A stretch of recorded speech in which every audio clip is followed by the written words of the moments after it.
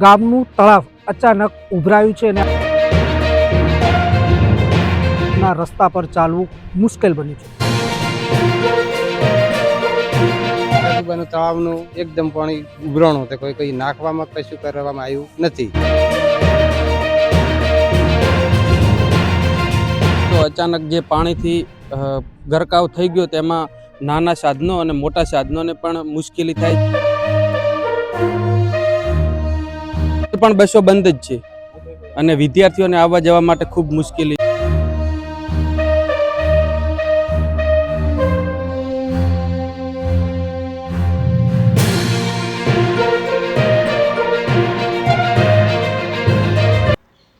વાવથરા જિલ્લાના તળાવ ગામે એક અજીબો ગરીબ કિસ્સો સામે આવ્યો છે.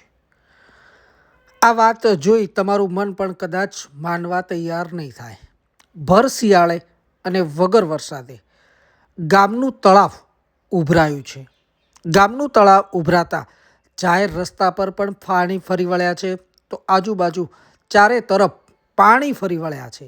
પાણી ફરી વળતા લોકોની મુશ્કેલી વધી ગઈ છે, તો બીજી તરફ તળાવથી આજુબાજુના ગામોને જોડતા માર્ગ પર પણ પાણી ફરી વળતા ત્યાંથી પસાર થવું લોકોને તેમજ વાહન ચાલકોને આજે મુશ્કેલીભર્યું બન્યું છે.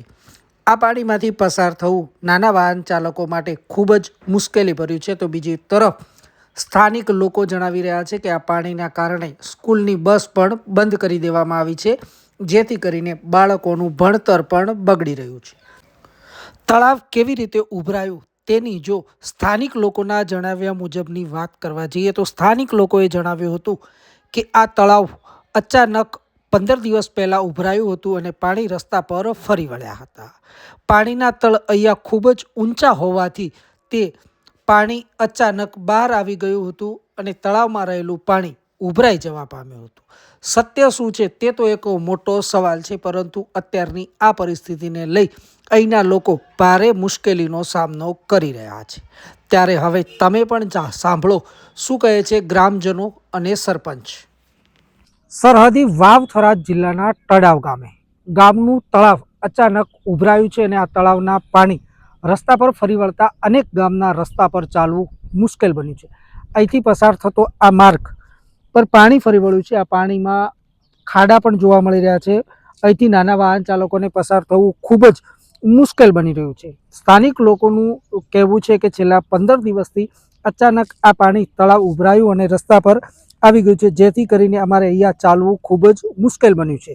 સાથે સાથે સરકારને પણ વિનંતી કરવામાં આવે છે કે આ રસ્તાનું સમારકામ કરવામાં આવે તેમજ રસ્તા પર રહેલું પાણી દૂર કરવામાં આવે. વાત કરવાનો પ્રયાસ કરીશું અહીંના સ્થાનિક લોકોનું કહેવું શું છે, આ પાણી કેવી રીતે અને ક્યાંથી આવે. પાણી તો અચાનક ઉભરો જ ગાધો છે, કોઈ ખેતીવાડીને પિયત છે કે નહીં, એટલે આજુબાજુ તળાવનું એકદમ પાણી ઉભરાણું હતું, કોઈ નાખવામાં કશું કરવામાં આવ્યું નથી. એ એમને ઉભરો ગાધો પાણીનું દબાણથી, એના કારણે. આ કેટલાથી કેટલા ગામને જોડતો રસ્તો હોય અને તમારી માંગ શું હોય. આ તળાવથી નીકળીને ઉમુદપુરા, ચોથાનેડા, રાથેણા, ચંદનગઢ, કુંડાળીઓ, મહાવરી, ધોડિયાળી, મેઠાવી, ચારણ, સીધું રાજસ્થાન થાય 10 ગામડાના રસ્તો છે. બરાબર, હવે આવી રીતે સીધો રસ્તો બંધ થઈ જાય છે, કેમ કે અચાનક પાણી તમે દેખો તો સાધન પર એડિકેતું છે નહીં અને ખાડા ખાડા કોઈ દેખાતો નથી પાણીની અંદર, એટલે સીધું મોય પડે એક પાછળ બાજુ ખાડા છે, એટલે સીધું અંદર ઉતરી જાય, પટી જાય. એટલે ખરાબમાં ખરાબ આ રસ્તો બન્યો છે. એટલે સરકારને માન્ય થાય કે ગમે તે કરીને આ રસ્તાનો કોઈક મને લાવી આલો, નિકાલ લાવી આલો, અમારે જ કેવું.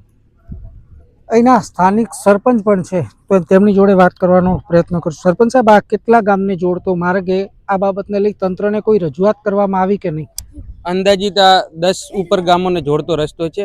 તંત્રને 2 થી 3 વખત અમે રજૂઆત કરી છે, છતાં પણ રસ્તાનો કોઈ નિકાલ કરવામાં આવ્યો નથી. અને આ રસ્તો અચાનક જે પાણીથી ગરકાવ થઈ ગયો તેમાં નાના સાધનો અને મોટા સાધનોને પણ મુશ્કેલી થાય છે. વચ્ચે બસો પણ બંધ કરવામાં આવી હતી, તો અહીંયા બાજુમાં જ એક ઉત્તર બુનિયાદી વિદ્યાલય તળાવ શાળા છે, ત્યાંના જે વિદ્યાર્થી બાળકો છે એમને પણ આવવા જવામાં બહુ મુશ્કેલી થતી હતી.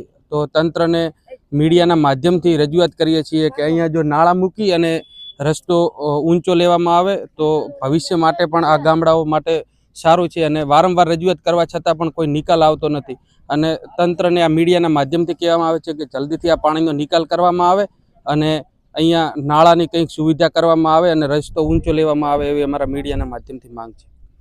આપે જણાવ્યું કે બસ પણ બંધ કરવામાં આવી હતી. અત્યારે બસ ચાલુ હોય કે બંધ?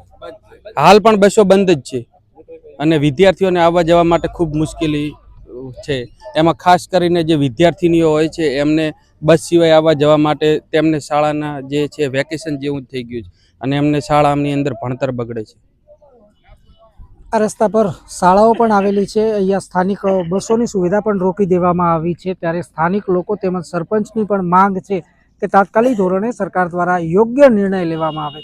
અત્યારે કોઈ પણ પ્રકારનો વરસાદ કે વરસાદી વાતાવરણ પણ નથી, છતાં પણ તળાવ ઉભરાયું છે અને રસ્તા પર પાણી ફરી વળતા લોકો મૂંઝવણમાં મુકાયા છે. Suresh Galchar, DNR news, Vav Tharad.